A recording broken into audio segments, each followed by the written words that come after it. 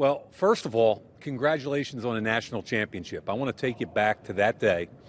And I kind of felt like that game got late, and I felt like you and Mike Williams were almost connected. Like Right. you just knew he was going to get it done, and he felt the same way. Is that true?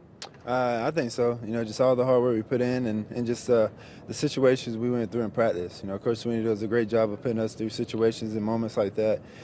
When it's time to make plays, those players make the plays. So, we just connected, and, he made the play, I made the throw, and we went down and drove and scored. So my impression, and I hardly know you, I just met you, but watching you for the last couple of years, is you're kind of this way personality-wise, very even-keeled, yet you embrace the big moment and play your best under the brightest lights. Why?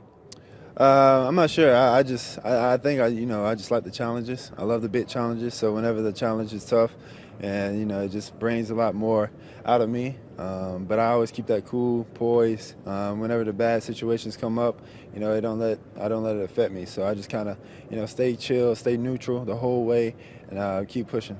So Alabama the second time, a little extra meaning in that game? It was a lot more. You can feel the energy during pregame, even during the week. Through media and all that stuff. It was just we don't want to talk about those guys. We want to just go out there and play. And we were just kind of getting through the week, and when we got on the field, it was game time. Situational football. I'm a former safety, a defensive back, so I look at situational stuff. Pittsburgh, fourth quarter, late in the game, you're driving in the red zone, sprint right, you throw an interception. Right. What was going through your head? What I saw was, I was looking for the over route, the drag by Hunter Renfro.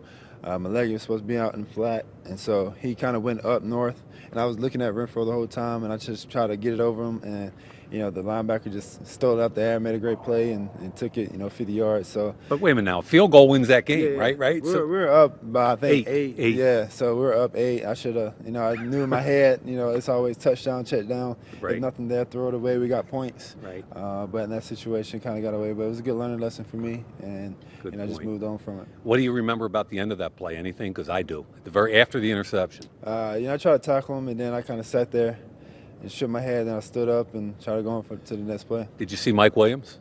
I did. He was chasing him. He chased him 70 yards and made a tackle, which I put that play in my Mike Williams playbook. I couldn't believe that. Now, let's move forward to today. What were you trying to show, and how do you feel it went? Honestly, the only thing I was trying to show is, me using my back hip, not overstriding, not letting my chest get out in front, more air on the deep balls, and then just working on the center, just being comfortable working with the footwork, play actions, the different 7-step, 5-step, 3-step, and just different NFL type stuff. And I felt comfortable. I felt pretty solid, and hopefully today went well. I always feel like with spread quarterbacks in general, and you also, is that when your footwork is right, you're really accurate. Right. Okay, and when you get a little sloppy with the footwork, the ball follows. Right. Is that true? I agree, and I feel like, not just for spread, but just anyone. Anybody, yep. The feet and the eyes have to tie together to be able to lead the ball and put the ball where you want it to go. And so if it's not tied together, sometimes you can make a good play, but you're not going to be very consistent with it. Creative workout with Jordan Palmer, huh? Yeah, it was different looks, different things that he wanted to show, and use my athleticism, and that's what we did. What kind of interest are you getting from NFL teams? You've been out to dinner, you've been meeting with them that way? Yeah, I have dinner. I have a couple workouts, a lot of visits planned up. Just talking on the phone. I think now we can FaceTime, so FaceTiming. So just different things like that. So it's been real cool. So are you going to Philadelphia for the draft? I am. My hometown, Really? Oh, yeah. There's some Yeah. pretty good food in Philly. I'm down. I'm ready for it. So it's always been a lifetime dream. So I'm blessed to be able to have the opportunity. Look, man, I thought you had a great workout today. I love the demeanor of this kid, the way he handles himself, and I really root for you. Good luck. Thank you. I appreciate that.